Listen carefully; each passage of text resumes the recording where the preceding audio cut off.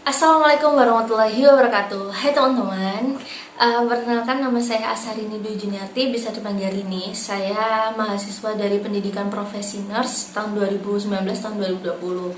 Kebetulan juga saya lulusan dari D4 Keperawatan Malang, Poltekkes Kemenkes Malang tahun 2019.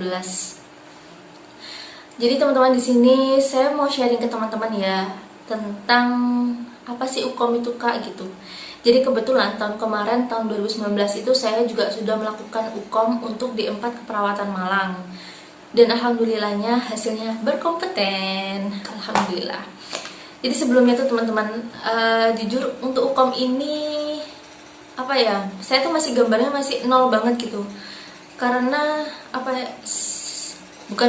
Saya bukan terbilang anak yang sangat-sangat kreatif, anak yang sangat-sangat pintar gitu, enggak ya, biasa-biasa aja alhamdulillah. Tapi ya alhamdulillah selama ini saya selalu lulus di tiap mata kuliahnya. Oke, jadi teman-teman, saya di sini mau sharing ke teman-teman tentang apa sih Kak UKOM itu gitu. Jadi untuk yang saya ketahui bahwa apa ya? Jadi UKOM itu adalah suatu standar, bukan suatu standar. UKOM itu adalah suatu uji gitu, uji kompetensi gitu ya. Dimana ini adalah standar dari nasional, dimana kita itu diuji mulai dari sikapnya, pengetahuan, keterampilannya juga untuk menghadapi masalah yang ada di masyarakat tentang apakah kita ini efektif, apakah kita ini aman gitu, sesuai dengan standar nasional untuk melakukan asuhan keperawatan kepada masyarakat. Kan tentunya kan nggak mungkin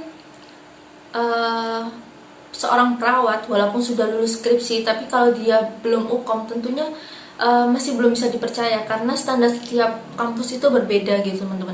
Jadi makanya itu di sini disetarakan, dibuat uji kompetensi di mana seorang perawat ini bisa layak untuk ditempatkan di mana saja, seperti itu teman-teman. Jadi seperti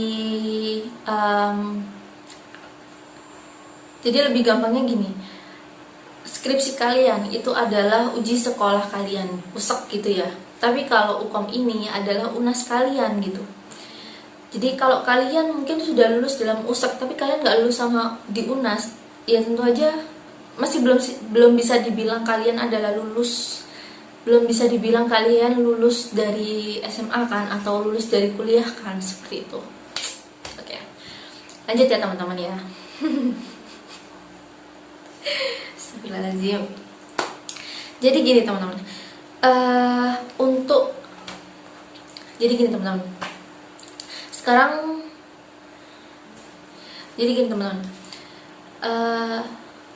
aku mau ngasih tahu ya. Jadi tipe soal yang akan diujikan di UKOM. Jadi UKOM itu entah itu D4, D3 ataupun profesi sama aja. Tapi soalnya tentu beda kan, standarnya beda kan. Cuman jumlah soalnya sama 180. Terus waktunya juga 180, yang artinya berarti satu soal adalah 1 menit. Jadi harus bisa manage waktu ya. Terus yang kedua, soalnya itu berupa kasus atau vignette. Jadi seperti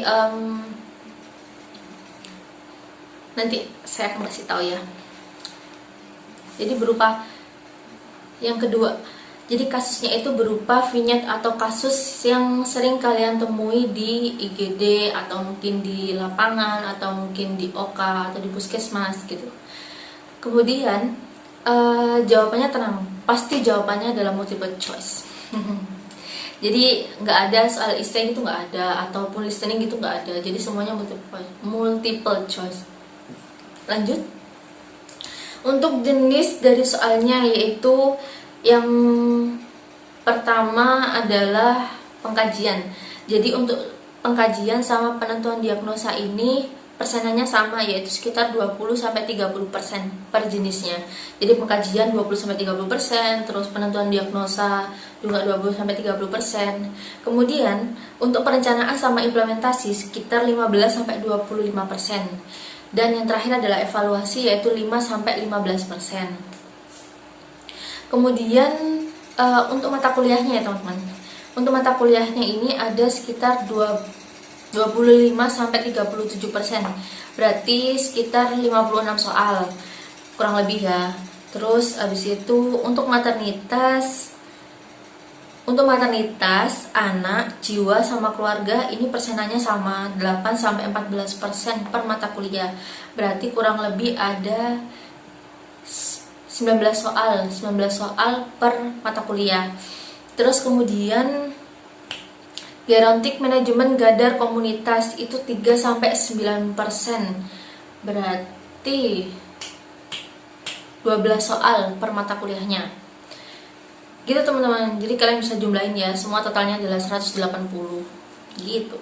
Lanjut ya. Nah, ini untuk persiapan kalian sebelum kalian menghadapi gitu ya. Jadi yang pertama dulu saya dikasih tahu beberapa dosen dari Kepma ya. Kebetulan saya kan juga Kepma. Jadi yang pertama kalian harus latihan soal. Nah, latihan soal ini macam-macam. Kalian bisa lewat aplikasi atau bisa juga lewat tryout. Nah, tryout pun juga macam-macam. Ada yang gratis, ada yang bayar. Nah, kalau yang gratis ini biasanya kan online gitu, atau enggak ada syarat-syarat mungkin follow-follow apa gitu. Dan sekarang pun juga udah banyak gitu kan. Saya juga ini persiapan untuk UKOM profesi. Lanjut ya, untuk yang berbayar itu biasanya diadakan oleh beberapa organisasi, dan tentunya kan pasti banyak macamnya. Dan saran saya teman-teman harus juga tetap ikutan yang berbayar itu. Jadi entah mungkin minimal satu kali kalian ikut ya. Karena apa ya? Jadi teman-teman tuh bisa banyak sekali wawasan. Karena kalau kalian lewat aplikasi, itu aplikasinya belum tentu itu adalah yang terpercaya, atau mungkin itu aplikasinya itu hanya beberapa soal, kan nggak mungkin banyak gitu. Semakin kalian latihan soal, semakin bisa jadi soal yang kalian temui di aplikasi atau mungkin di tryout itu adalah soal yang nantinya akan diujikan gitu. Kebetulan pas itu saya juga ada sekitar 1-2 soal masuk situ. Lanjut, yang kedua adalah ATK. Nah, ATK ini penting ya. Jadi yang harus teman-teman persiapkan yaitu adalah pensil for komputer ya, tentunya scanner gitu. Terus menghapus rautan, ballpoint. Tapi ballpoint ini nggak wajib karena biasanya disediakan oleh panitia. Terus kartu peserta wajib itu. Terus apalagi ya, papan dada kayaknya nggak dibolehin deh, menurut yang setahu saya nggak dibolehin. Terus sama biasanya nih kalau teman-teman yang tangannya basah waktu ujian, nah yang saya tahu alangkah lebih baik teman-teman itu membawa tisu bukan.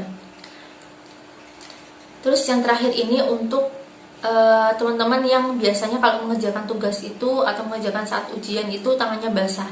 Nah, teman-teman nggak usah repot, minta aja sama panitia, pasti disediakan. Karena untuk tisu yang kita bawa sendiri itu yang saya tahu sih nggak boleh. Jadi teman-teman bisa minta langsung pada awal saat sebelum ujian dimulai gitu.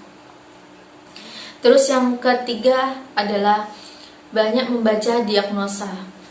Jadi di sini saya sarankan kepada teman-teman tuh harus bisa seperti membedakan diagnosa.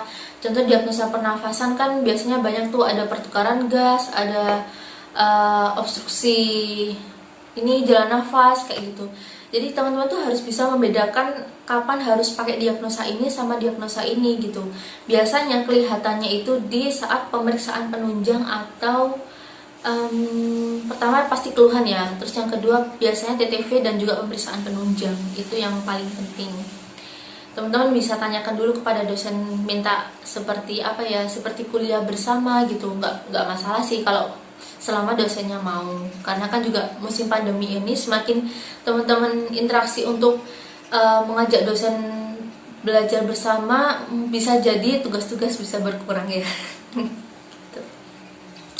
Oke, lanjut. Ini saat kalian ujian. Saat ujian ini apa sih yang harus dipersiapkan gitu? Yang pertama tentunya minta restu ke orang tua ya, atau mungkin orang-orang terdekat seperti ibu bapak kos gitu, atau mungkin kakak atau saudara, itu penting banget Yang kedua adalah ATK yang tadi saya sebutkan, mulai dari pensil, penghapus, rautan, terus kartu peserta. Saya sarankan untuk pensil kalian punya 2 ya. Jadi di kantong itu kalian punya 2 pensil. Karena apa ya? Ya namanya musibah kan kita juga nggak tahu kan. Gitu. Terus lanjut berdoa.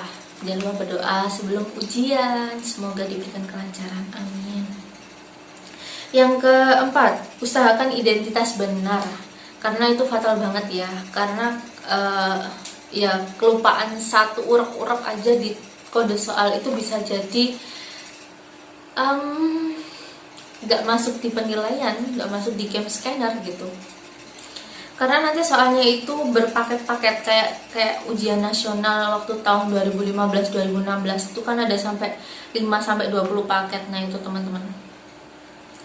Yang keempat, jangan tegang, slow, dan nafas dalam. Lanjut. Untuk yang kelima, manage waktu. Jadi yang saya sebutkan tadi ya. Yang kelima adalah manage waktu. Jadi yang saya sebutkan tadi ada soal UKOM ini ada 180 soal. Berarti satu soalnya itu ada sekitar 1 menit. Teman-teman harus bisa manage waktu. Kalau bisa satu soal itu dikerjakan kurang dari 1 menit, intinya itu. Terus kemudian kalau teman-teman ini ketemu soal yang susah atau mungkin yang ceritanya panjang banget, lebih baik langsung skip karena itu bisa menghabiskan waktu dan bisa dikerjakan di akhir. Terus jangan sampai mereview karena biasanya gini. Jadi ada 1, 2, 3 soal itu mereka pertanyaannya sama, tapi intinya itu berbeda. Satu pengkajian, satu penentuan diagnosa, satunya intervensi gitu. Nah, sarankan itu kan diacak nih sampai 5 soal atau mungkin 20 paket, 5 paket atau 20 paket. Nah, teman-teman itu nggak usah lah, maksudnya nggak review ke soal-soal sebelumnya. Jadi apa yang sudah ada di depan mata itu langsung dikerjakan gitu. Jadi jangan sampai kalian cari-cari. Kalau mau review nanti bisa terakhirnya, oke? Terus kemudian apa ya teman-teman ya?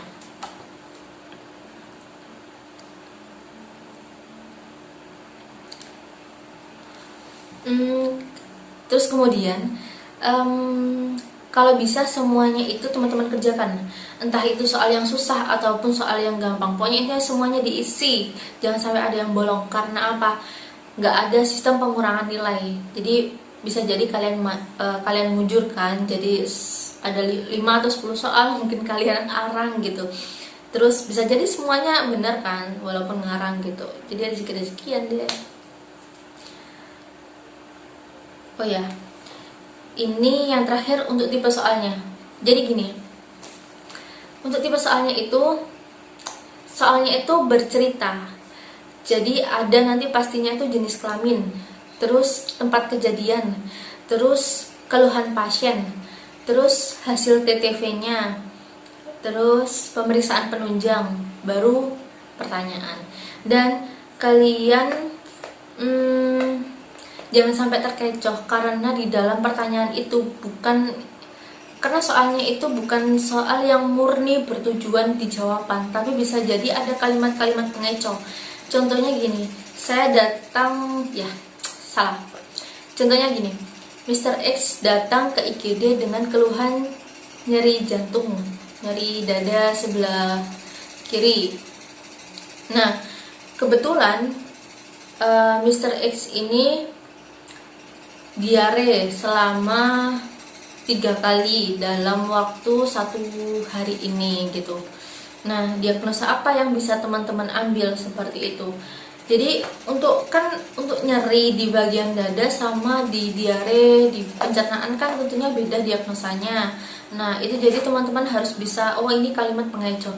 Dan begitupun juga jawabannya. Jawabannya itu bisa membingungkan karena ada juga jawaban yang mengecoh gitu. Jadi tipe jawabannya ada yang benar, salah, dan mengecoh.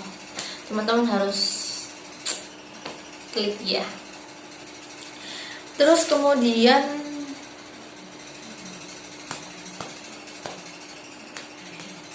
ini Kemudian yang paling fatal, jadi saat itu saya tryoutnya itu berbasis PBT atau paper ya, paper based paper paper PBT paper based test gitu teman-teman. Jadi kesalahan yang pertama, saya itu ngurek-ngureknya di akhir karena itu kebiasaan saya dari sejak kecil. Nah, akhirnya saya kehabisan waktu karena saya harus mengulang-ulang. Saya seperti harus apa ya? Saya tipe orang yang kayak saya seperti tipe orang yang teliti gitu. Jadi saya harus mereview lagi apa yang sudah, apakah sudah benar, apakah ada yang salah gitu teman-teman. Nah, kalau bisa, kalau seandainya nanti tesnya teman-teman itu PBT, kalau bisa waktu saat menjawab soal itu langsung diurak-urak jawabannya, jangan sampai dihapus. Terus andai kata mungkin ragu, boleh dikolongi atau cuma dititiki aja, tapi jangan banyak-banyak. Jadi kalau bisa semuanya udah langsung diurak gitu. Karena kalau kalian telat, itu bisa langsung diambil atau enggak ditinggal sama pengawasnya, jadi enggak diterima karena yang menjaga kita itu adalah orang lain, bukan dosen kita gitu. Itu teman-teman. Oke, itu aja ya. Itu aja sharing dari saya. Terima kasih, semoga bermanfaat dan mohon maaf kalau banyak salahnya. Terima kasih. Wassalamualaikum warahmatullahi wabarakatuh.